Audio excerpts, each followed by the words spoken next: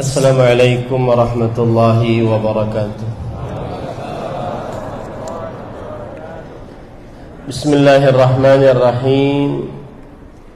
Innal hamdalillah nahmaduhu wa nasta'inuhu wa nastaghfiruh wa na'udzu billahi min shururi anfusina wa sayyiati a'malina. Man yahdihillahu fala mudilla lahu ومن يضلل فلا هادي له وأشهد أن لا إله إلا الله وحده لا شريك له وأشهد أن محمدا عبده ورسوله يا أيها الذين آمنوا اتقوا الله حق تقاته ولا تموتن إلا وأنتم مسلمون يا أيها الناس اتقوا ربكم الذي خلقكم من نفس واحدة وخلق منها زوجها وبث منهما رجالا كثيرا ونساء واتقوا الله الذي تساءلون به والأرحام إن الله كان عليكم رقيبا يا أيها الذين آمنوا اتقوا الله وقولوا قولا سديدا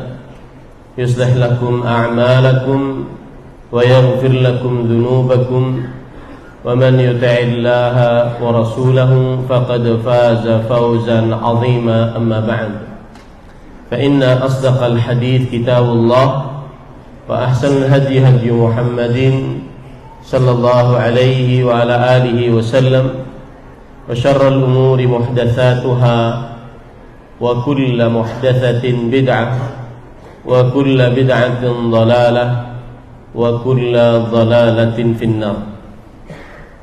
Alhamdulillah, kita bersyukur pada Allah Subhanahu wa taala pada hari ini Sabtu malam Ahad 8 Rabiul Awal 1445 Hijriah, kita dimudahkan oleh Allah Subhanahu wa taala untuk duduk bersama di Masjid Jami' Al-Badr Rumbai dalam sebuah kajian Islam ilmiah dengan tema lebih mengenal as-sunnah dan al-bid'ah.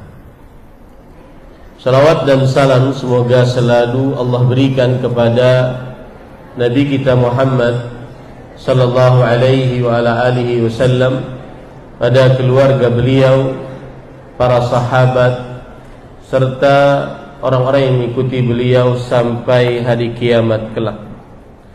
Dengan nama-nama Allah yang husna dan sifat-sifatnya yang mulia, kita berdoa, Allahumma inna nas'aluka ilman nafi'an wa rizqan tayyiban wa amalan mutaqabbala. Allahumma amin. Ahibati fillah, afanillah wa iyyakum. Afwan, saya salah tema berarti. Indahnya rasa takut, amalan qalbu al-khawf. Indahnya rasa takut, yaitu amalan qalbu al-khawf. Ahibati fillah, afanillah wa iyyakum, kaum muslimin yang saya cintai karena Allah, semoga Allah Subhanahu wa taala selalu memberikan afiat kepada kita di dunia dan di akhirat. Kalau kita mempelajari agama Islam, maka jika seseorang ingin mempelajari agama Islam, dia akan mempelajari pertama perkara yang berkaitan dengan akidah. Dan akidah adalah seluruh yang diyakini oleh seorang muslim di dalam qalbunya tentang agama Islam, tanpa ada keraguan sedikit pun di dalamnya. Contoh permasalahan akidah diantaranya adalah permasalahan rukun iman. Itu perkara yang berkaitan dengan akidah. Rukun iman, beriman kepada Allah, para malaikat, kitab-kitabnya, para rasulnya, hari akhir, beriman kepada qada dan qadarnya. Dan juga termasuk perkara akidah adalah al-wajibu nahwa ashabin Nabi sallallahu alaihi wasallam. Sikap yang wajib seorang muslim kepada para sahabat Nabi radhiyallahu anhu. Termasuk perkara akidah adalah makanatu ahlil bait, kedudukan ahlu bait Rasulullah sallallahu alaihi wa alihi wasallam. Termasuk perkara akidah hukmu murtakibil kabira, hukum pelaku dosa besar. Ada orang berzina, mencuri, minum khamar, berjudi, apakah dia masih dinamakan sebagai seorang muslim atau kafir? Termasuk perkara akidah huququr ra'i war ra'iyah, hak rakyat dan pemimpin. Itu adalah perkara-perkara yang berkaitan dengan akidah.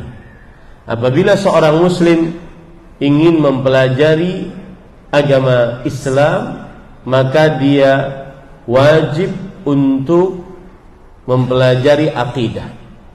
Yang kedua, apabila seorang muslim ingin belajar agama Islam, maka dia mempelajari perkara yang berkaitan dengan al-ibadat, yaitu berkaitan dengan ibadah-ibadah. Dan ibadah adalah al-khudu' wal-dhul ma'a kamalil mahabbah lillahi subhanahu. Tunduk, patuh, disertai dengan kesempurnaan rasa cinta kepada Allah subhanahu wa ta'ala. Dan contoh-contoh dari ibadah seperti ibadah yang menggunakan lisan, berdoa, berzikir, termasuk berzikir, istighfar, selawat, tasbih, tahmid, takbir, kemudian amar ma'ruf, nahi munkar, saling memberi nasihat, saling memberi wasiat dengan kebaikan dan kesabaran. Ini ibadah yang berkaitan dengan lisan. Ibadah yang berkaitan dengan anggota tubuh seperti sholat, puasa, zakat, haji, berjihad, bakti orang tua, berbuat baik kepada tetangga, menghormati tamu. Ibadah yang berkaitan dengan anggota tubuh. Ada ibadah yang berkaitan dengan qalbu, amalan qalbu, seperti al-mahabbah, rasa cinta kepada Allah, disertai dengan pengagungan dan ketundukan, seperti ar-raja, berharap rahmat Allah. Qalbu kita berharap rahmat Allah. Seperti al-khauf, qalbu kita memiliki rasa takut kepada Allah. Dan inilah tema kita pada kesempatan kali ini. Berarti kalau seandainya kita ingin merunut, ini pelajaran rasa takut kepada Allah, amalan qalbu al-khauf, di mana letaknya? Yaitu kita sekarang mempelajari salah satu jenis ibadah, ibadah yang berkaitan dengan qalbu. Namanya adalah al-khauf, merasa takut kepada Allah subhanahu wa ta'ala. Contoh ibadah qalbu lainnya at-tawakkul, bersandar hati kepada Allah fi talabi ma yanfa wa daf'i ma yadur, untuk meminta apa yang bermanfaat dan memohon pertolongan dari yang membahayakan. Itu tawakal. Di antara ibadah qalbu juga adalah al-khasyah. Nanti saya akan jelaskan. Apa itu khasyah? Sama dengan khauf. Khauf adalah takut kepada Allah. Khasyah lebih tinggi derajatnya daripada hanya sekedar khauf. Khasyah adalah al-khauf ma'al ma'rifah. Rasa takut kepada Allah disertai dengan pengenalan diri kepada Allah Subhanahu wa ta'ala. Kenapa Anda takut kepada Allah? Karena Anda mengenal Allah. Kenapa Anda takut kepada Allah Subhanahu wa ta'ala? Baik dalam keadaan sendirian di dalam kamar, tidak ingin melihat yang haram, mendengar yang haram, karena kita mengenal Allah Al-Alim, Maha mengetahui, mengetahui yang telah terjadi, makan, mengetahui yang sedang terjadi, ma yakun, mengetahui yang akan terjadi jikalau terjadinya, bagaimana terjadinya. Ya'lamu ma kan wa ma yakun wa ma sayakun idh law kana kaifa yakun. Kenapa kita merasa takut kepada Allah, khasyah kepada Allah? Karena kita mengenal Allah As-Sami', Maha mendengar, pendengarannya tanpa batas. Allah Maha melihat, penglihatannya tanpa batas. Itu namanya al-khauf dan al-khasyah. Maka sekali lagi saya katakan, kalau ditanya kajian Islam ilmiah di Masjid Jami' Al-Badr Sabtu malam ini, kamu mempelajari apa? Maka jawabannya kita mempelajari salah satu jenis ibadah. Ibadah yang berkaitan dengan apa? Qalbu. Nama ibadahnya adalah al-khauf.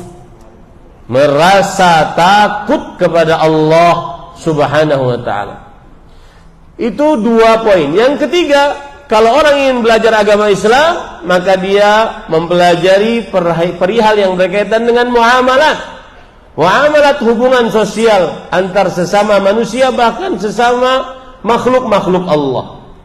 Seperti sesama manusia, ahkamul munakahat, hukum-hukum pernikahan, termasuk di dalamnya talak, cerai, rujuk, khulu'. Ini muamalat. Atau ahkamul bai'i wasyira', hukum-hukum jual beli, simpan pinjam, sewa menyewa. Ini berkaitan dengan muamalat. Yang keempat, jika orang ingin belajar agama Islam, maka dia mempelajari adab dan akhlak. Apa bedanya adab dan akhlak? Adab adalah kesantunan, adab berbicara, adab duduk, adab makan, adab minum, adab bergaul di atas ranjang, adab tidur, adab macam-macam adab, kesantunan. Adapun akhlak, nih bedanya. Akhlak adalah sesuatu yang sudah terpatri di dalam qalbu. Kita mengerjakan akhlak tersebut tidak perlu berpikir panjang. Akhlaknya penyabar, akhlaknya pemaaf, akhlaknya penyantun, akhlaknya dermawan, akhlaknya ikhlas. Tanpa berpikir panjang, sudah timbul sendiri di dalam qalbu. Nah, ini 4 materi kalau orang belajar agama Islam. Lihat aja, Ustadz kalau lagi ingin mengadakan kajian Islam ilmiah, kira-kira masuk mana ini? Ya, kira-kira masuk mana tema ini? Maka lihat dari 4 poin tersebut. Dan saya berpesan, tema al-qalbu, a'malul qulub, amalan-amalan qalbu adalah tema sangat penting. Disebabkan satu, amalan qalbu adalah asal sumber amalan lainnya. Amalan anggota tubuh adalah pengikut dari amalan qalbu. Amalan anggota tubuh adalah penyempurna amalan qalbu.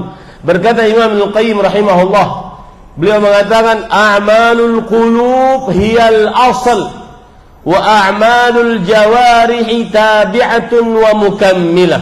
Amalan hati, qalbu adalah sumber amalan. Amalan anggota tubuh adalah pengikut dari amalan qalbu. Kenapa sekarang para kaum muslimin mau duduk di Masjid Jami Al-Badar pada malam ini menimba ilmu agama? Mungkin ada yang datang dari jauh, 1 jam, 2 jam dari sini. Ada apa itu? Apa sebabnya?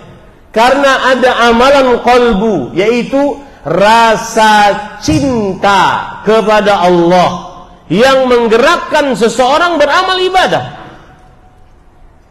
Kenapa kita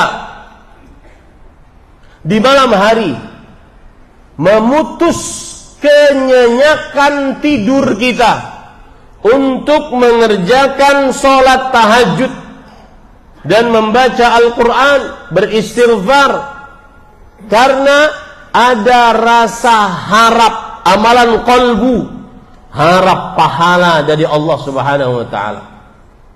Dan saya nasihatkan, baca Quran itu di malam hari. Bagi orang yang bukan di pesantren, baca Quran waktunya di malam hari, sebagaimana Nabi dan para sahabatnya. Allah berfirman, ya ayyuhal muzammilu qumil laila illa qalila. Wahai orang yang berselimut, bangunlah di malam hari dan janganlah tidur kecuali sedikit saja. Nisfahu, setengahnya, awin qus minhu qalila, atau kurangi sedikit, au zid alaih, atau tambahkan atasnya, warattilil qur'ana tartila, dan bacalah Al-Quran di malam hari dengan tartil. Waktu malam untuk baca Quran, bukan scroll Instagram, melihat tante-tante goyang. Waktu malam digunakan untuk membaca Al-Quran, bukan mendengar diskusi politik. Nabi Muhammad sallallahu alaihi wasallam mendengar dari kaum Asy'ariyin. Beliau tahu ini adalah perumahannya keturunan Asy'ariyin di malam hari. Dulu malam hari tidak ada listrik seperti ini. Kalau sudah matahari terbenam, gelap gulita. Beliau kenal, ini rumahnya Asy'ariyin. Kenapa? Karena li'anna lahum dawiyun kadawiyin nahl. Karena dari rumah-rumah mereka terdengar dengungan, suara dengungan seperti dengungannya lebah membaca Al-Quran. Kapan itu bisa kita lakukan? Ketika ada amalan qalbu, rasa cinta kepada Al-Quran, rasa harap, berharap pahala dari membaca Al-Quran, kemudian takut, termasuk orang yang takut dengan qalbunya dari mengabaikan Al-Quran.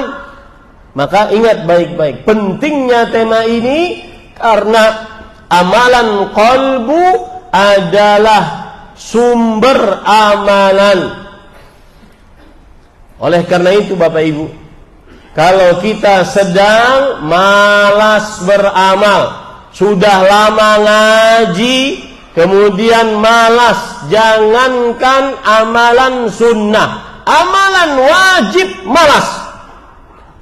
Gara-gara COVID, malas untuk berjamaah, memudah-mudahkan meninggalkan jamaah demi jualan online, live di TikTok. Apalagi amalan-amalan sunnah, ba'diyah, qabliyah, jarang. Ini berarti bermasalah pada apanya? Qalbunya. Perbaiki qalbunya. Salah satu hal yang harus diperbaiki adalah qalbunya.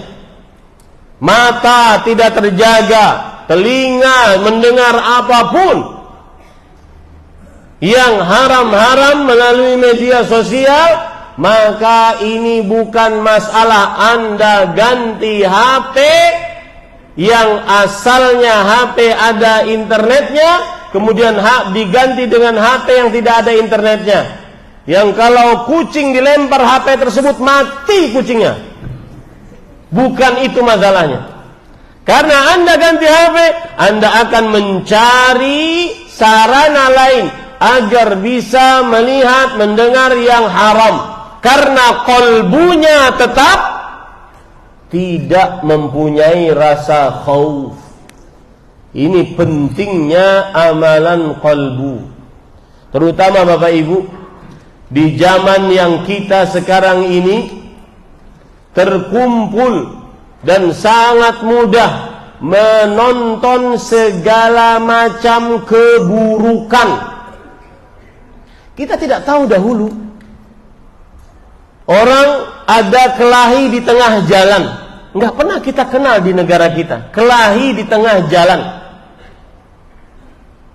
Street fighter enggak ada. Kapan itu ada? Ketika orang melihat di media sosial. Maka di zaman sekarang kita perlu mengenal amalan khauf, yaitu rasa takut kepada Allah Subhanahu wa ta'ala. Para ikhwah yang dirahmati oleh Allah Subhanahu wa ta'ala, kemudian pentingnya amalan qalbu al-khawf yang kedua adalah para nabi alaihimus salatu wassalam, mereka adalah orang-orang yang sangat takut kepada Allah Subhanahu wa ta'ala. Para nabi alaihimus salatu wassalam, mereka adalah orang-orang yang sangat takut kepada Allah Subhanahu wa ta'ala. Ini menunjukkan pentingnya amalan qalbu al-khawf. Pentingnya amalan qalbu al-khawf. Baik, sekarang kita ingin pelajari apa pengertian al-khawf. Para ikhwan yang dirahmati oleh Allah Subhanahu wa ta'ala,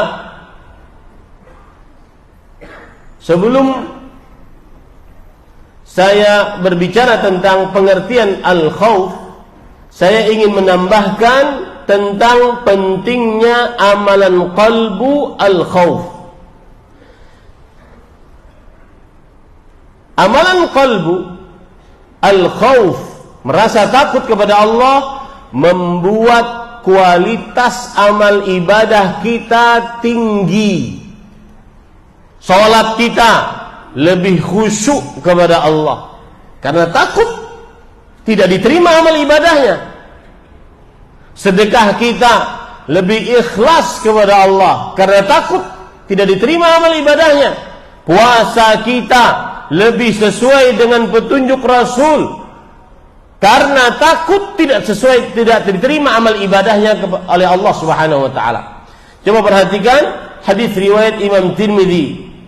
Aisyah radhiyallahu anha, istri Nabi Muhammad sallallahu alaihi wasallam, beliau bercerita, "Sa'altun Nabiyya sallallahu alaihi wasallam an hadhil ayah." walladzina yu'tuna ma atau wa qulubuhum wajilah annahum ila rabbihim raji'un. Orang-orang yang memberikan apa yang diberikan kepada mereka dan kalbu mereka merasa takut bahwa mereka akan dikembalikan kepada Allah Subhanahu wa taala. Aisyah radhiyallahu anha bertanya, "Ahumul ladzina yashrabuna al-khamr wa yasriqun?" Wahai Rasulullah, yang takut-takut tadi, apakah mereka orang-orang yang minum khamar, minuman yang memabukkan, atau mereka orang yang mencuri? Kata Rasul sallallahu alaihi wasallam, "La, ya bintas Siddiq." Tidak. Bukan mereka yang dimaksud wahai anak perempuan As-Siddiq. Walakinnahumul ladzina yasumun wa yusallun wa yatasaddaqun wa hum yakhafuna alla tuqbala minhum. Mereka adalah orang-orang yang salat. Perhatikan nih, yang ahli ibadah, salat. Mereka orang-orang yang berpuasa, orang-orang yang ahli sedekah, dan mereka takut tidak diterima amal ibadah mereka. Dari sini orang akhirnya kualitas amal ibadahnya tinggi, karena sebagian orang di zaman sekarang hanya sekedar tunai kewajiban. Salatnya ruku sujud, ruku sujud, ruku sujud, tidak ada nilai di dalam salatnya. Kenapa?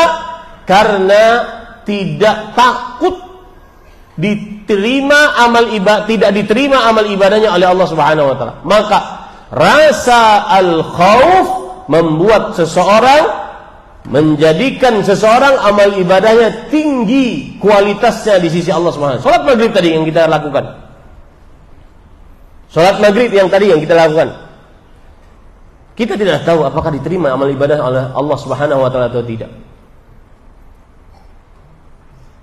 Karena Rasul sallallahu alaihi wasallam bersabda, "Innar rajula la yusalli wa ma kutiba min salati illa usruha aw tus'uha aw thumunuha aw sub'uha aw sudusuha aw khumusuha aw rubu'uha aw thuluthuha aw nisfuha." Ada orang salat dan tidak ditulis dari pahala salatnya kecuali 1/10 dari pahala salatnya. 1/9, 1/8, 1/7, 1/6, 1/5, 1/4, 1/3, setengah. Ini yang membuat sholat kita benar-benar khusyuk, menyempurnakan rukun dan kewajiban, hadir hati. Maka pentingnya membicarakan amalan qalbu al-khauf, merasa takut kepada Allah, membuat sholat kita, ibadah kita semakin tinggi kualitas amal ibadahnya. Ini para ikhwan yang dirahmati oleh Allah Subhanahu wa taala. Kemudian kita akan mempelajari tentang amalan qalbu al-khauf, merasa takut kepada Allah Subhanahu wa taala. Kalau kita lihat bahasa Arab, al-khauf diambil dari 3 huruf dasar, kha, waw dan fa, allati tadullu ala adh-dhu'ri wal faza'. Khauf secara bahasa diambil dari 3 huruf dasar, kha, waw dan fa, yang menunjukkan kepada kepanikan, kegelisahan. Itu al-khauf secara bahasa, yang menunjukkan kepada kepanikan, kegelisahan. Allah Subhanahu wa taala berfirman dalam surah Ali Imran ayat 175, "Innama dzalikumus syaitan yukhawifu awliya." Sesungguhnya itulah syaitan, ia akan membuat para pengikutnya gelisah, takut. Takut untuk beramal saleh, takut untuk jujur di kantor, takut untuk mengerjakan ketaatan, takut dikata-katain orang, takut tegak di atas sunnah, takut memerangi bid'ah, takut memerangi kesyirikan. Itu yang dimaksud pada ayat ini. Membuat orang panik, gelisah. Itu arti takut secara bahasa. Kemudian adapun arti takut secara istilah syariat, kita ambilkan dari perkataan para ulama rahimahumullah taala, di antaranya dalam kitab Mukhtasar Minhajul Qasidin yang ditulis oleh Imam Ahmad bin Abdurrahman bin Qudamah rahimahullah taala. Beliau mengatakan, "I'lam anna al-khawfa 'ibaratun an ta'allumil qalbi wa ihtiraqihi bisababi tawaqqu'in makruhin fil mustaqbal." Ketahuilah bahwa al-khawf, rasa takut, adalah sebuah istilah tentang gelisahnya kalbu, disebabkan kekhawatiran sesuatu yang dikira membahayakan pada waktu yang akan datang. Itu arti istilah syariat dari amalan qalbu al-khawf, yaitu istilah yang menunjukkan kepada gelisahnya kalbu karena takut ada keburukan di waktu yang akan datang. Taib. Sekarang, kalau begitu, apa yang dimaksud dengan al-khawfu minallah? Takut kepada Allah Subhanahu wa ta'ala. Apa yang dimaksud dengan takut kepada Allah Subhanahu wa ta'ala? Allah Subhanahu wa ta'ala berfirman, "Fala takhafuhum wa khafuni in kuntum mu'minin." Janganlah kalian khauf kepada para syaitan. Khauflah kepada Allah jika kalian benar-benar beriman. Surat Ali Imran ayat 175. Apa maksudnya? Maka maksudnya adalah kegelisahan qalbu, khawatir mendapatkan siksa dan diusir dari rahmat Allah Subhanahu wa ta'ala. Itu yang dimaksud dengan al-khawfu minallah. Dan itu yang menjadi tema kita pada malam ini. Khawatir, gelisah kalbu kita mendapatkan murka Allah, atau gelisah kalbu kita diusir dari rahmat Allah Subhanahu wa ta'ala. Allah Subhanahu wa ta'ala berfirman, "Yakhafuna rabbahum min fawqihim." Mereka, para nabi alaihi wassalatu wassalam, takut, khauf kepada Allah Rabb mereka yang ada di atas mereka. Surat An-Nahl ayat 50. Apa tadi? Pengertian takut kepada Allah, gelisah kalbu akan dimurkai oleh Allah dan diusir dari rahmat Allah Subhanahu wa ta'ala. Taib, para ikhwah yang dirahmati Allah Subhanahu wa ta'ala. Poin yang selanjutnya, sesudah kita mengerti apa itu khauf secara bahasa, apa itu khauf secara istilah syariat, apa makna khauf kepada Allah, maka apa pengertian antara al-khauf dengan al-khasyah? Karena di dalam Al-Quran disebutkan kata al-khauf dan kata al-khasyah. Allah Subhanahu wa ta'ala berfirman dalam surat Fatir ayat 28, "Innama yakhshallaha min ibadihil ulama'u." Sesungguhnya yang khasyah kepada Allah, saya tidak terjemahkan agar mudah memahaminya.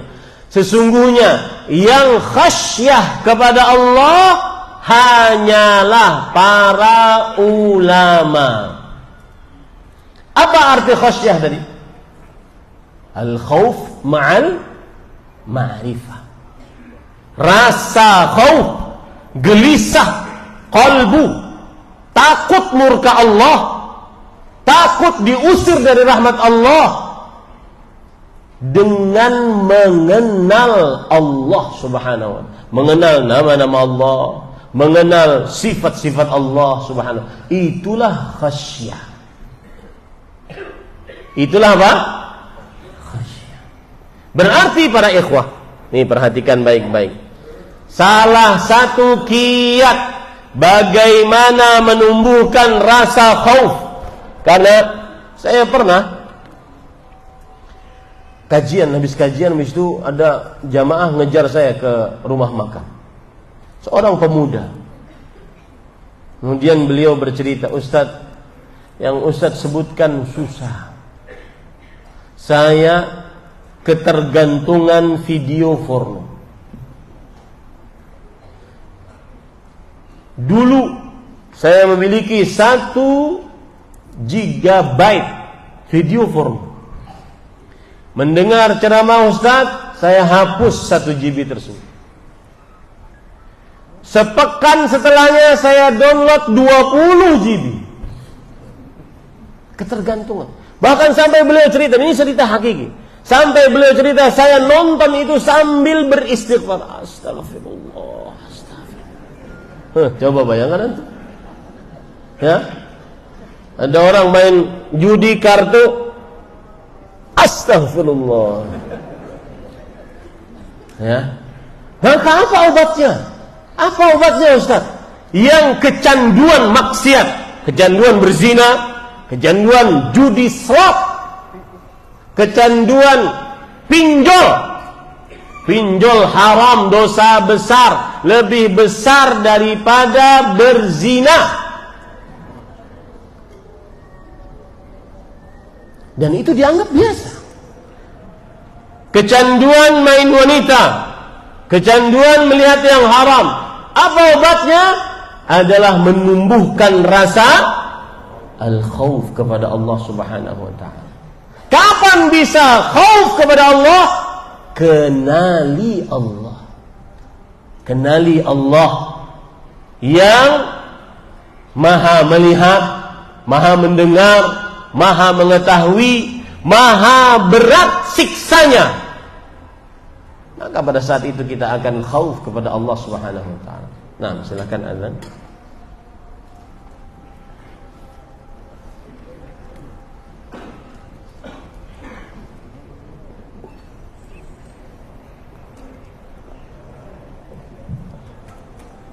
Allahu Akbar, Allahu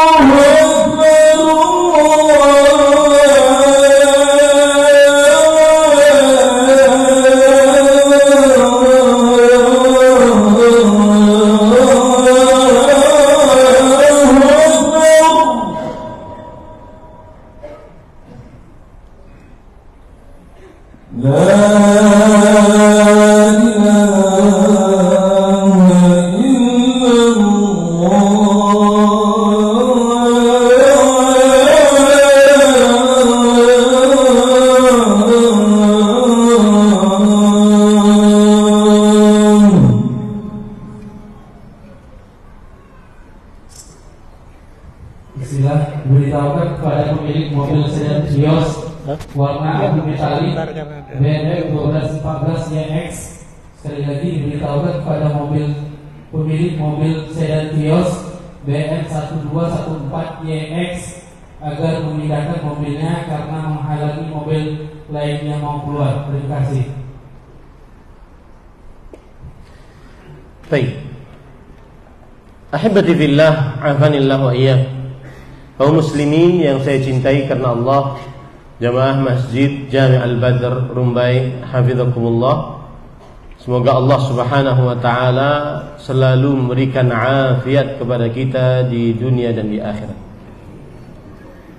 Wallahi para ikhwah, di zaman sekarang kita terkadang harus lebih mendahulukan rasa khauf lebih dalam. Karena kalau tidak, maka sebagian orang akan benar-benar meremehkan maksiat. Saya ingin cerita, suatu saat ada sebuah lembaga pendidikan, dilakukan padanya visitasi untuk mendapatkan izin operasional, dan sudah menjadi maklum bahwa terkadang di dalam visitasi ada kasus sogok menyogok yang sudah dianggap biasa. Padahal ar-rashi wal murtashi finnar, yang menyogok dan disogok di dalam neraka, sudah dianggap biasa.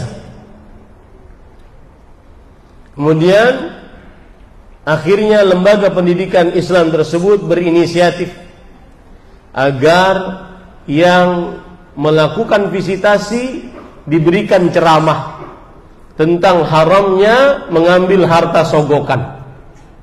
Dari mulai ketua yayasan, kepala sekolah, kemudian kepala divisi pendidikan, seluruhnya ceramah kepada orang-orang yang visitasi ke lembaga pendidikan tersebut, menceritakan bahayanya dan diharamkannya mengambil sogokan dan bahayanya neraka. Apa jawabannya? Jawaban mereka apa? Kata mereka, Ustadz, kami semua faham bahayanya sogok menyogok.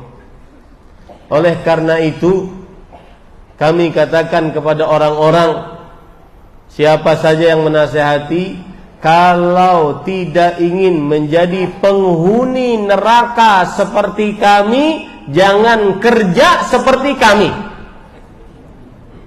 Lihat, sampai seperti itu rendahnya rasa takut kepada Allah Subhanahu wa ta'ala. Pentingnya kita di zaman sekarang menumbuhkan rasa takut kepada Allah Subhanahu wa taala.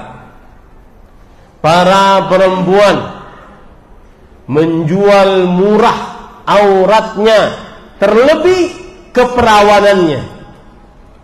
Di zaman sekarang, seorang perempuan masih perawan, virgin, tidak pernah disentuh oleh wanita, tidak pernah disentuh oleh laki-laki, kemaluannya masih benar-benar suci, ini dianggap ketinggalan zaman.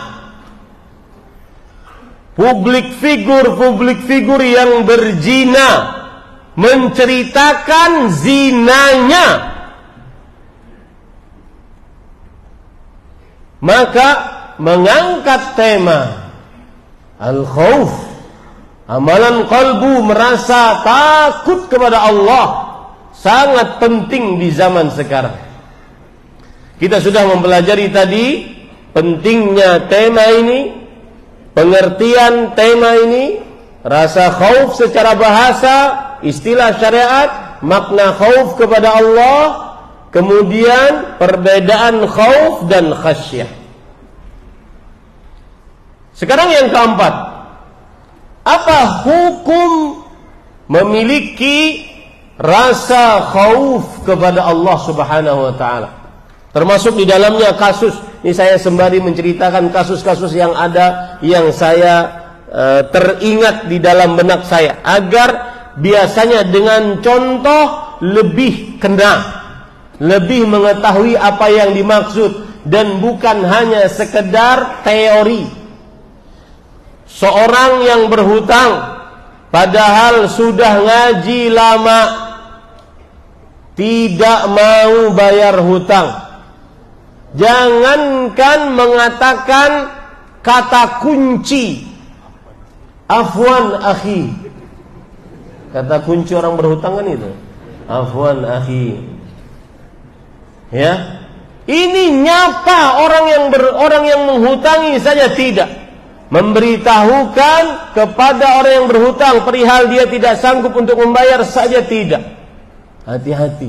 Itu tumbuh dari rasa qalbu yang tidak punya rasa takut kepada Allah Subhanahu wa taala. Rasul sallallahu alaihi wasallam bersabda, man akhadha amwalan nas yuridu itlafaha atlafahu Allah.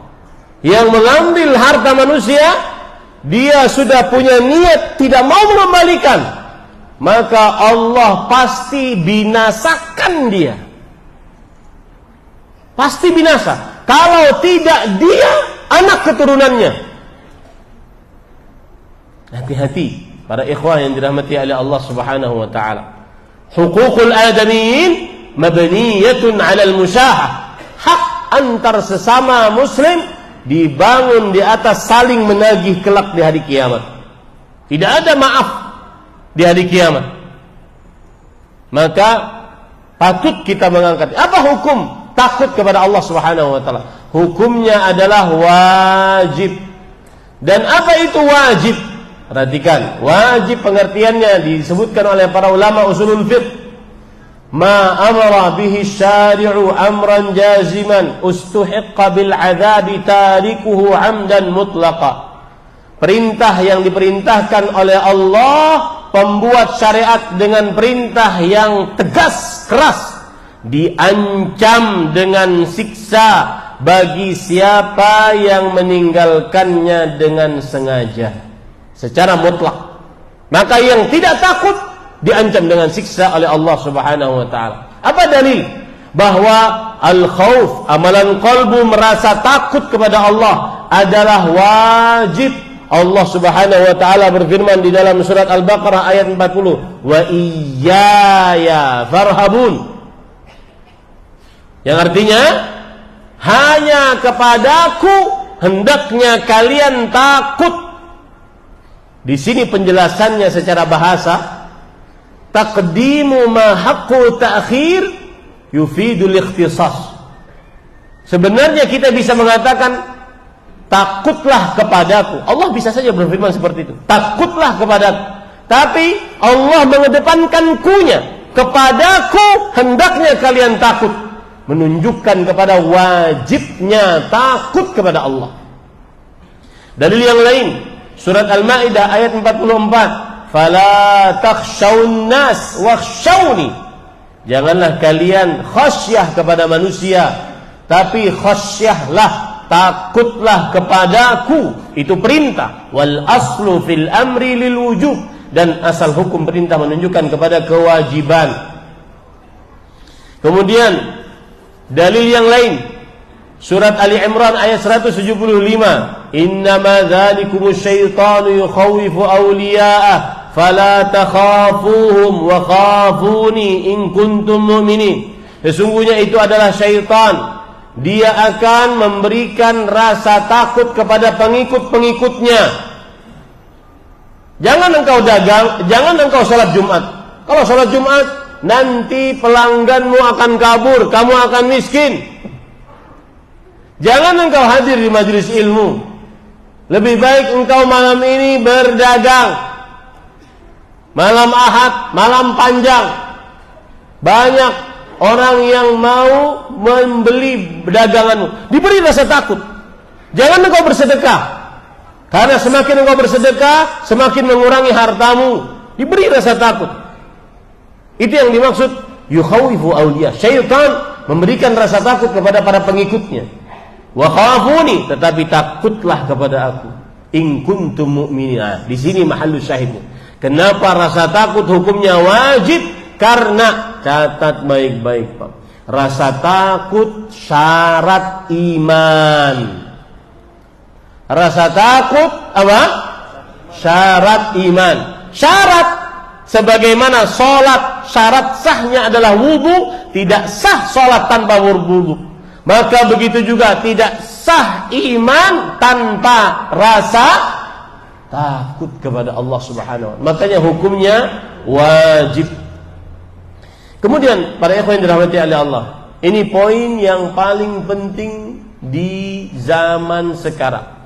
Ustadz, saya sudah paham apa makna rasa takut kepada Allah. Apa tadi maknanya?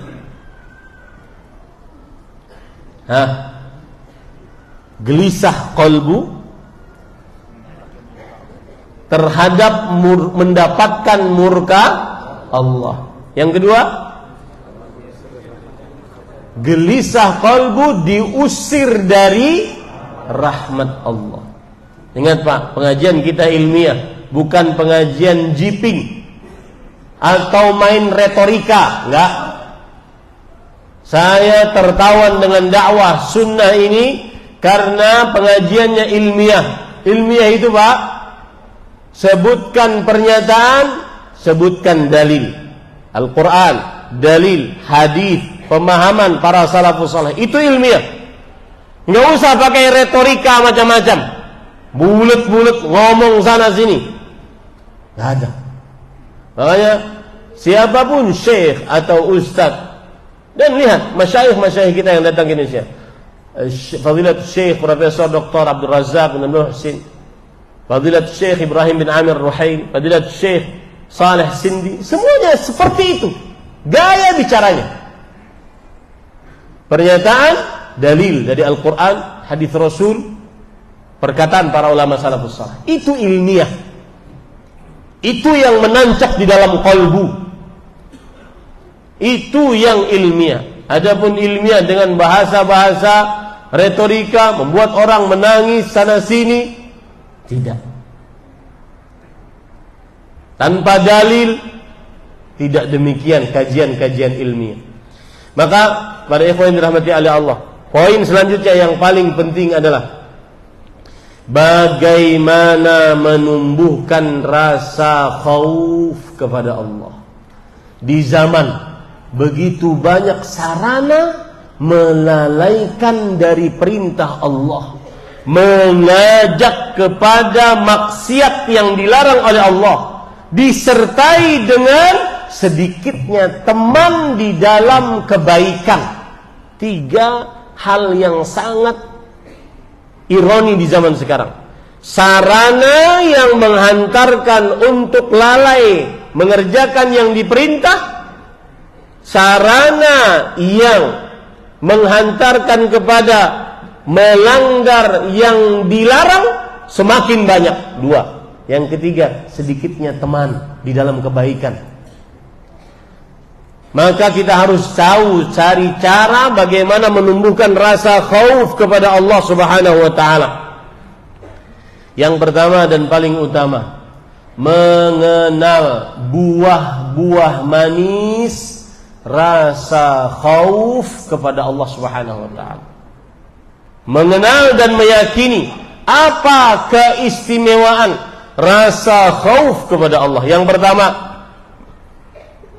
orang yang senantiasa takut akan murka Allah, takut diusir dari rahmat Allah, maka dia semangat beramal saleh. Allah Subhanahu wa taala berfirman di dalam surat An-Nur ayat 26 sampai 37. Fi buyutin adzinallah an turfa'a wa yudhkara fiha ismuh wa yudhkara fiha ismuh yusabbihu lahu fiha bil ghudwi wal asal rijalun la tulhihim tijarah wala bai' an dzikrillah wa iqamis salah wa ita'iz zakah yakhafuna yawman tataqallabu fihi al-qulub wal absar. Yang artinya di dalam rumah-rumah, yaitu masjid-masjid yang diizinkan oleh Allah untuk disebut namanya, bertasbih untuk Allah pagi dan siang hari, maka di dalam itu ada laki-laki, rijal, laki-laki sebenar-benar laki. Siapa mereka? Yang usaha mereka, niaga mereka tidak melalaikan mereka dari berzikir kepada Allah, mendirikan sholat, membayar zakat. Kapan seseorang semangat beribadah, berzikir kepada Allah, mendirikan sholat pada waktunya, terutama subuh. Ya, ini ada faedah menarik sedikit.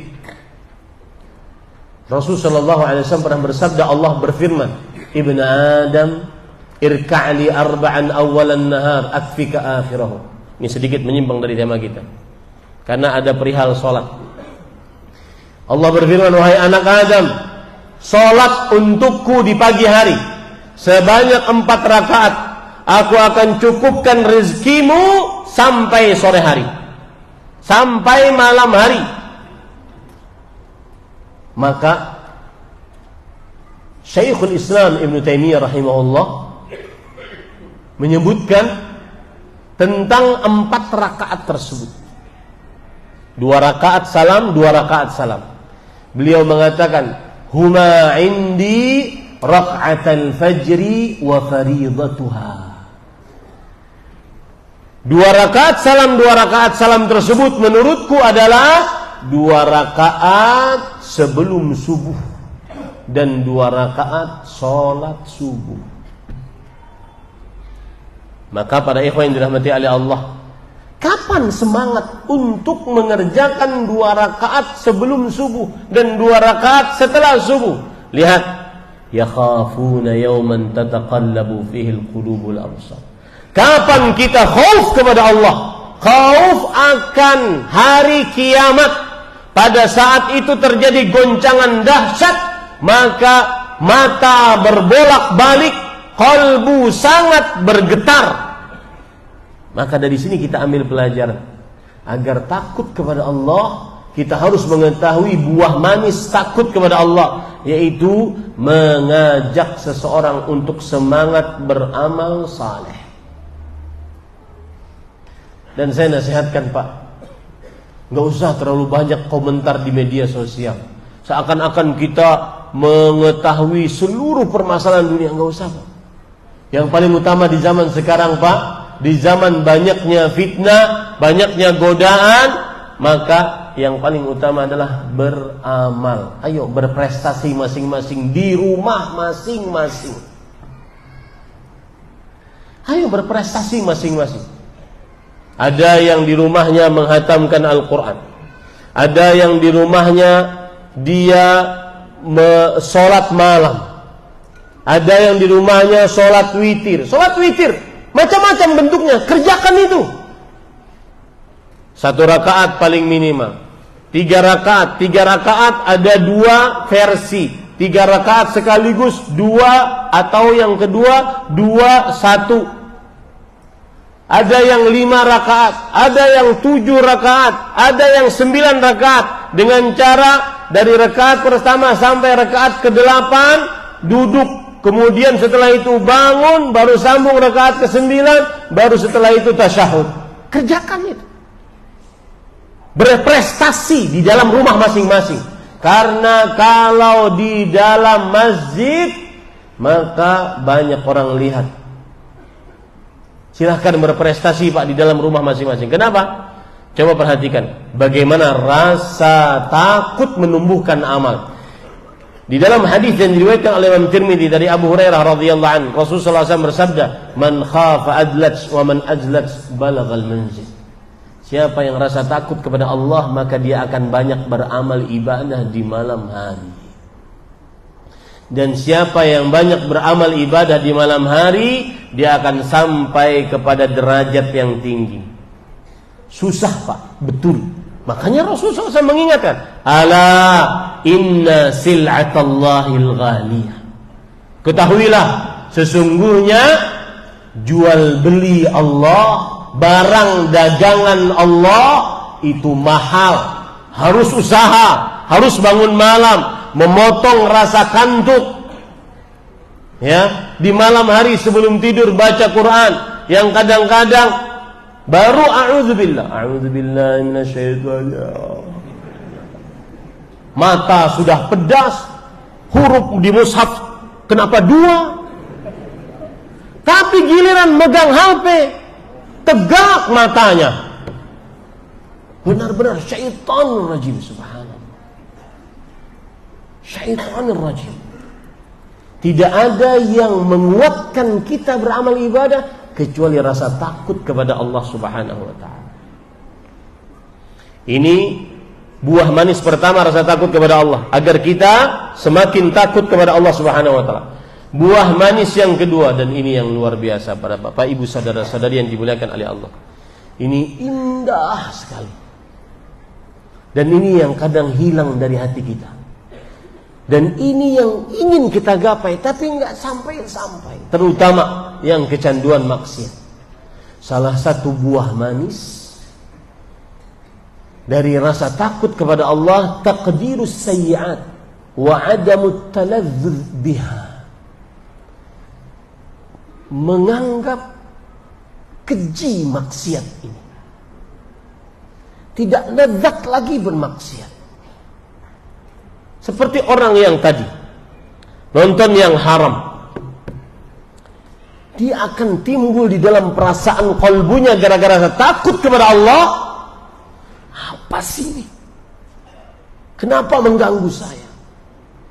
Dia akan benci maksiat, tidak merasa lezat lagi dengan maksiat tersebut. Dia akan, misalkan orang yang kecanduan berzina, dia akan benci dengan perzina. Ini yang kita cari Pak. Dan saya katakan, ketika seorang mendapatkan ini, lebih dahsyat daripada dia mendapatkan hal-hal yang mewah di dunia. Diburukkan maksiat di dalam pandangannya. Coba perhatikan perkataan Imam Ibnu Qudamah. Ini yang saya katakan ilmiah. Itu pernyataan tadi.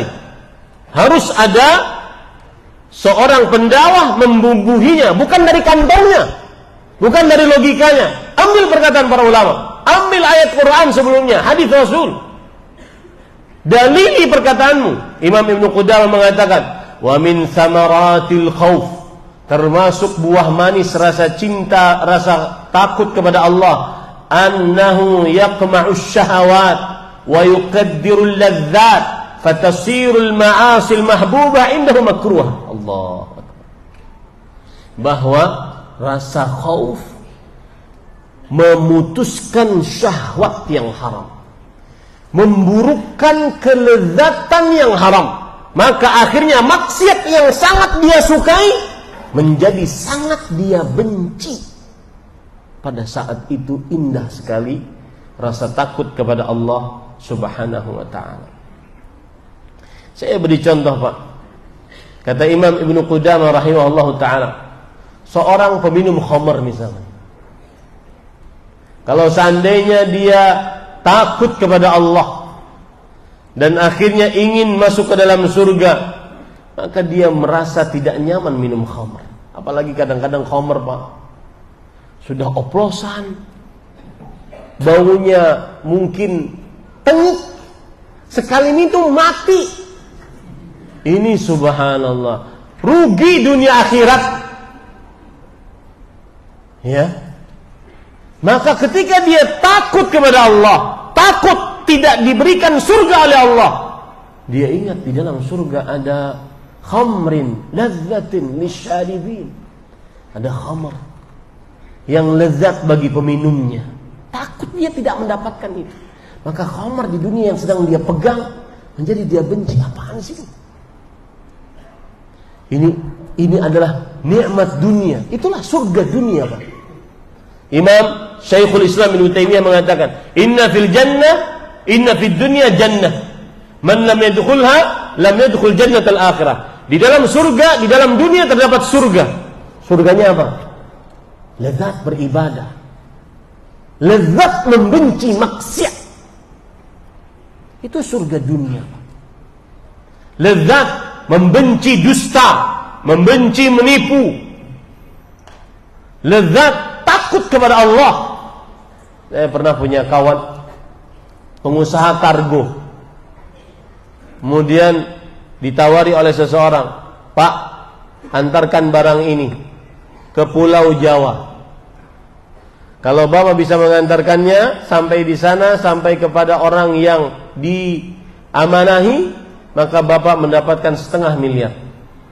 Apa yang diantarkan? Khamr. Maka ketika dia takut kepada Allah, lezat dia menolak maksiat tersebut. Itu indahnya takut kepada Allah Subhanahu wa ta'ala. Kemudian Bapak Ibu saudara-saudari yang dimuliakan oleh Allah Subhanahu wa ta'ala, ini yang luar biasa juga. Buah manis rasa takut kepada Allah Subhanahu wa ta'ala. Orang yang takut kepada Allah pasti akan diselamatkan oleh Allah di dunia. Pasti, Pak. Tanpa ada tanding aling-aling. Pasti. Rasul sallallahu alaihi wasallam bersabda dalam hadis riwayat Imam Baihaqi dalam kitab Syu'abul Iman, dan dihasankan oleh Imam Al-Albani rahimahullah.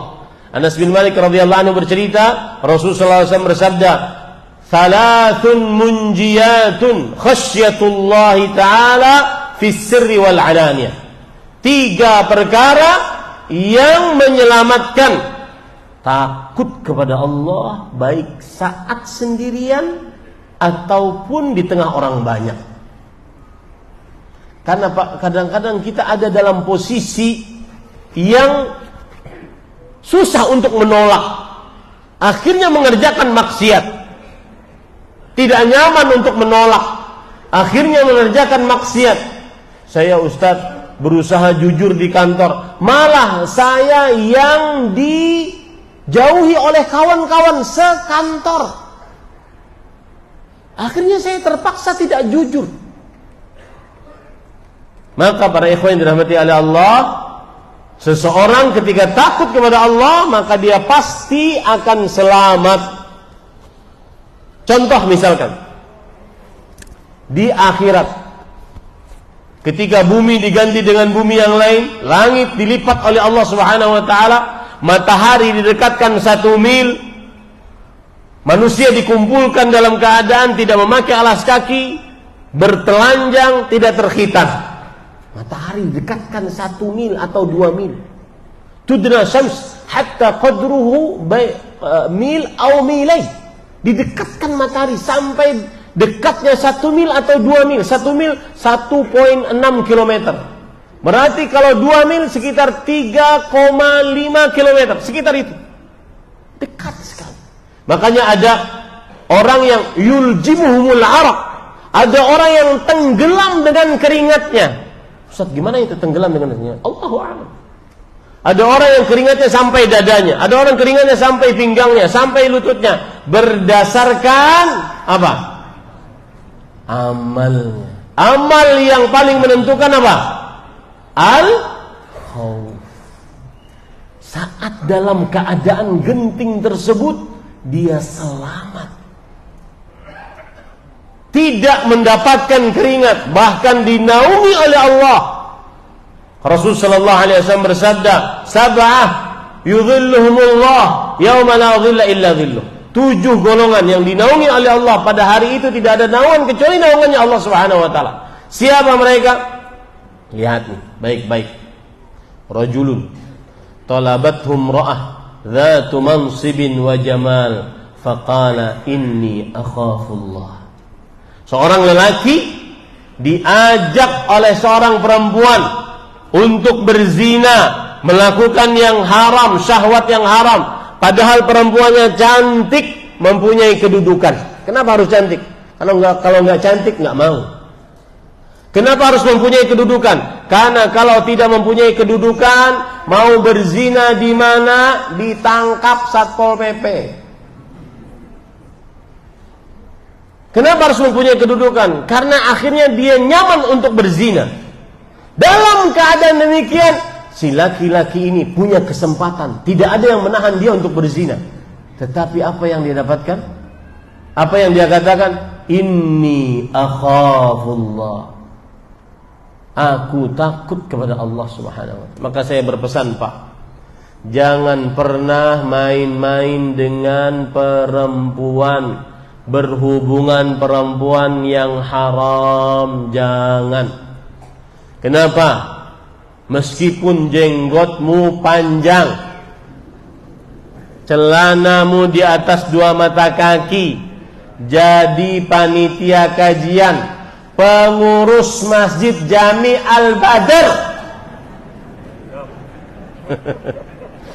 jangan main-main. Kamu tidak akan kuat. Yang kuat hanya Nabi Yusuf alaihissalam. Ustaz, kayaknya pengalaman pribadi. Iya. Nggak kuat, Pak. Wallahi nggak kuat. Karena itu sudah nas dari Al-Quran.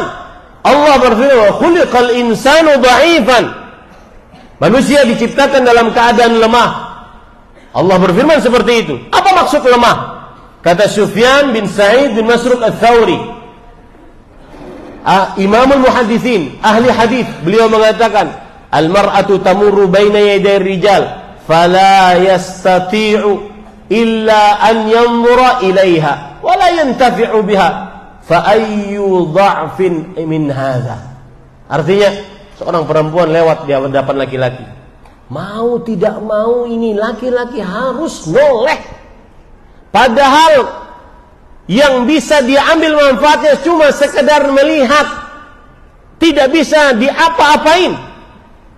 Maka makhluk yang lebih lemah apalagi daripada laki-laki seperti ini. Sama tuh.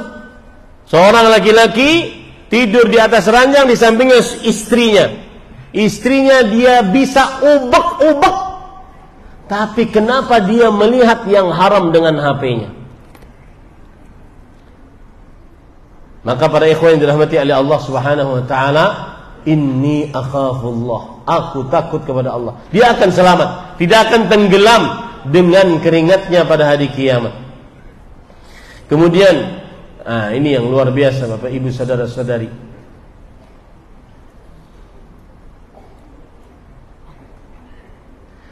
Buah manis rasa khauf kepada Allah Subhanahu wa taala akan mendapatkan nikmat surga yang paling besar. Tidak pernah ada nikmat surga yang lebih besar daripada itu. Mengalahkan kebun-kebun indah, sungai-sungai terbuat dari susu, madu, air yang tidak pernah masam. Mengalahkan bidadari-bidadari yang berumur 30-an, semakin digauli, semakin perawan. Buah dadanya tidak pernah luntur. Semakin cantik, semakin digauli. Mengalahkan itu semua. Apa itu? Buah manis orang yang khauf kepada Allah, mendapatkan ridha Allah Subhanahu wa ta'ala. Allah Subhanahu wa ta'ala berfirman di dalam surat Al-Bayyinah ayat yang ke-8. Jannatu adnin tajri min tahtiha al-anhar khalidina fiha abada radhiyallahu anhum wa radu an dzalika liman khasyiya rabbah. Yang artinya surga Aden yang mengalir sungai di bawahnya, mereka kekal di dalamnya. Allah ridho kepada mereka dan mereka ridho kepada Allah. Itu untuk siapa? Bagi orang yang khasyah kepada Allah. Apa Pak arti khasyah tadi Pak? Rasa takut disertai pengenalan terhadap Allah Subhanahu wa ta'ala. Ustaz, apa dalilnya Ustaz? Ridha Allah itu adalah nikmat paling besar di dalam surga. Dan ini jawaban, ini sedikit menyimpang. Ini jawaban dari orang yang sering mengatakan, siapa yang beramal ibadah ingin surga, maka itu kurang ikhlasnya. Itu ibadahnya para pedagang. Mau beramal asal ada surga. Maka kita katakan, wahai saudaraku, di dalam surga bukan hanya kebun yang indah, rumah megah, emas, perak, bidadari, bukan. Di dalam surga ada apa Pak? Ridho Allah. Allah berfirman kepada penghuni surga, ya ahlal jannah. Pak, rasakan Pak hadis ini, mudah-mudahan kita termasuk di dalamnya. Wahai penghuni surga, hal raditum, apakah kalian ridha dengan nikmat yang aku telah sediakan? Hal raditum, apakah kalian ridha dengan nikmat yang aku telah sediakan? Apa kata penghuni surga? Wa ma lana la nardha. Kenapa kita tidak ridha wahai Allah? Laqad najautana minan nar wa bayyadtana wujuhana. Engkau telah menyelamatkan kami dari neraka. Engkau telah memberikan cahaya pada wajah kami. Laqad a'taitana 'ata'an lam yu'ta ahadan min qablina. Engkau telah memberikan nikmat kepada kami dengan nikmat yang tidak pernah engkau berikan kepada seorang pun. Maka Allah Subhanahu wa ta'ala kemudian berfirman, uhillu alaikum ridwani fala askhatu alaikum abada. Aku halalkan bagi kalian ridhaku wahai para penghuni surga. Aku tidak akan pernah murka kepada kalian selamanya. Itulah maksud firman Allah di dalam Al-Quran, wa ridwanun minallahi akbar.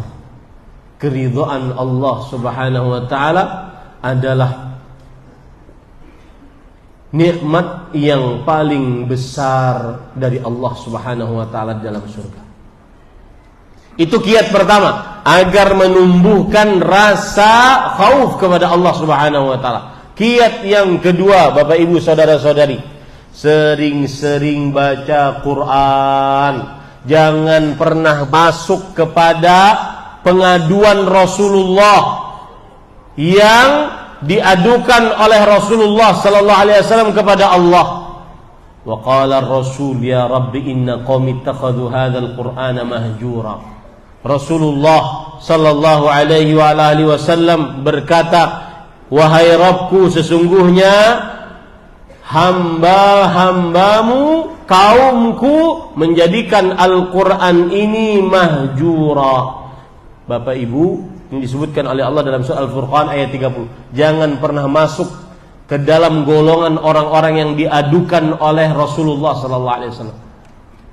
Menjadikan Al-Qur'an sesuatu yang diabaikan, sesuatu yang diacuhkan. Apa maksudnya? Saya bacakan tafsir Imam Ibnu Katsir. Mudah-mudahan setelah ini ada yang terkena di dalam kalbu kita, seberapa dekat kita dengan Al-Quran. Yang pertama, termasuk orang yang mengabaikan Al-Quran adalah taraka ilmahu wa hifzahu. Tidak mempelajari Al-Quran dan tidak menghafalnya. Ini termasuk orang yang diadukan oleh Rasulullah kepada Allah Subhanahu wa ta'ala. Berapa hafalan kita selama hidup kita di dunia? Saya sekarang 45 umur. Berapa hafalan kita? Bapak ada yang 50, ada paman-paman ada yang berumur 60, ada kakek-kakek yang berumur 70. Berapa hafalannya? Dan adik-adik yang ada di hadapan saya yang berumur belasan tahun, hafalkan nak. Hafalkan dek Al-Quran, meskipun tidak masuk ma'at tahfidz. Satu hari satu ayat. Jumlah ayat di dalam Al-Quran sekitar 6.300 ayat. Kalau seandainya orang satu hari satu ayat, maka setahun dia akan mendapatkan 360 ayat minimal. Berarti dia apabila menghafal 6.300 ayat, maka dia memerlukan 17 tahun setengah. Yang berumur 15-an tahun sekarang, maka dia sebelum umur 30 sudah hafal Al-Quran. Yang berumur 20 tahun sekarang, sebelum berumur 40 sudah hatam Al-Quran, hafalan Al-Quran. Kalau menghafal satu hari satu ayat. Makanya saya katakan tadi Pak, ayo berprestasi di dalam rumah kita masing-masing. Saya pernah Pak, waktu di Ma'had Tahfidz, dan saya pesan kepada adik-adik, ya, jangan seperti saya. Saya menghafal Al-Quran setelah SMA. Setelah SMA, itu memerlukan waktu lagi. Waktu menghafal Al-Quran adalah mulai SMP, SMA. Silahkan waktu itu gunakan sebaik-baiknya. Niscaya mudah selesai. Saya punya pengalaman. Waktu itu kita di Ma'had Tahfidz, kemudian di depan kita ada orang yang jualan minyak tanah. Setiap hari kerjaannya dari habis subuh, seperti yang saya bilang tadi, waktu baca Quran itu malam hari Pak. Dan habis subuh dia, setelah zikir, salat subuh zikir, kemudian dia kerja, jualan minyak tanah. Karena memang waja'alna an-nahara ma'asha. Kami jadikan siang itu untuk bekerja, beraktivitas, bukan tiduran, bukan rebahan. Kerja dia dari pagi sampai asar. Asar masukkan barang-barangnya, istirahat. Habis maghrib, pasti baca Quran depan rumahnya. Saya tanya bapak tersebut, Pak, bapak dengan cara begini setiap hari berapa kali hatam? Selama sebulan. Ustadz, alhamdulillah, kadang-kadang saya bisa hatam 3 kali sehari. Maka saya nasihatkan kepada adik-adik yang berumur, bapak-bapak yang umur 30 tahun, kalau seandainya Anda menghafal sekarang, sebelum 50 sudah selesai. Satu hari satu ayat. Jangan sampai termasuk orang-orang yang diadukan oleh Rasul sallallahu alaihi wasallam. Ini yang tidak menghafal, ini yang mengabaikan Al-Quran. Dan satu hari satu ayat mudah. Nun.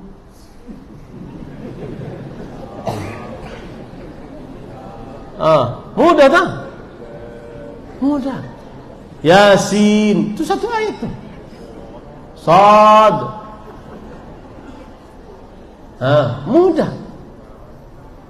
Para ikhwan yang dirahmati oleh Allah, satu, itu orang-orang yang mengabaikan Al-Quran. Yang kedua, menurut Imam Ibnu Katsir rahimahullah, dan ini yang paling banyak, al-udulu anhu ila ghairihi min syi'rin aw qawlin aw ghinain aw lahwin aw kalamin. lebih condong dari Al-Quran, lebih condong kepada menghafal syair, nasyid-nasyid, menghafal nyanyian-nyanyian, menghafal perkataan-perkataan yang tidak bermanfaat. Lihat anak-anak muda sekarang.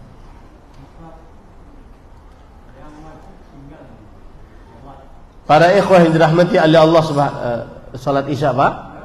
Baik. Saya ingin memberitahukan kepada Bapak dan Ibu sekalian bahwa Rasulullah sallallahu alaihi wasallam pernah didatangi oleh Umar bin Khattab. Waktu itu beliau mengakhirkan waktu salat Isya. Kemudian Rasulullah sallallahu alaihi wasallam, Umar bin Khattab berkata, "As-salah, as-salah ya Rasulullah." Salat, salat wahai Rasulullah, kata Umar bin Khattab. Kata Rasul sallallahu alaihi wasallam, "Laula an asyqa ala ummati," sesungguhnya kalau seandainya aku tidak menyulitkan atas umatku, maka niscaya aku akhirkan waktu salat. Waktu salat Isya yang paling afdal diakhirkan. Dan ini tidak setiap hari. Saya datang dari Banjarmasin cuma sekali. Dan kita tetap salat. Kemudian para ikhwan yang dirahmati oleh Allah Subhanahu wa taala. 1 menit lagi, Pak. Kemudian Bapak Ibu saudara-saudari, hati-hati nyanyian-nyanyian. Maka ini termasuk daripada mengabaikan salat. Maka mempelajari Al-Quran termasuk dari menumbuhkan rasa takut kepada Allah Subhanahu wa ta'ala. Yang terakhir, Bapak Ibu saudara-saudari yang dimuliakan oleh Allah, menumbuhkan rasa takut kepada Allah diantaranya adalah mengingat akan siksa nerakanya Allah Subhanahu wa ta'ala. Mengingat akan siksa nerakanya Allah Subhanahu wa ta'ala, maka ini akan menumbuhkan rasa takut kepada Allah Subhanahu wa ta'ala. Rasul sallallahu alaihi wasallam bersabda, "Narukum hadhih juz'un min sab'in wa sittina juz'an min nari jahannam."